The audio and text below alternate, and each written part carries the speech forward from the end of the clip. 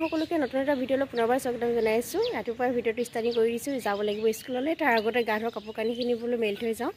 শুকাই নুশুকাই পিছৰ কথা আৰু ওপৰতে বোলো মেলি থৈ যাওঁ। ৰ'দটো অকণ ওলোৱা নিচিনা কৰিছে, কিন্তু ৰ'দটো ওলাই নোলাই আৰু নাজানো দেই। পটকেনে ৰ'দটো ওলাই, তাৰপিছত মানে আকৌ নাইকিয়া নিচিনা হৈ যায়, তেনেকুৱা হয়। এইকেইদিনটো তেনেকুৱাই হৈ আছে। আৰু ওপৰ চটখন পূৰা পানী পানী হৈ আছে, দেখাম দেই চাব। দিয়া দেখিছেনে, চবফালে পানী পানী হৈ আছে। এইকেইদিন এনেকুৱাই হৈ আছে আৰু অকল বৰষুণ বৰষুণ বৰষুণ, ৰ'দৰ মুখ নেদেখাই হ'লোঁ।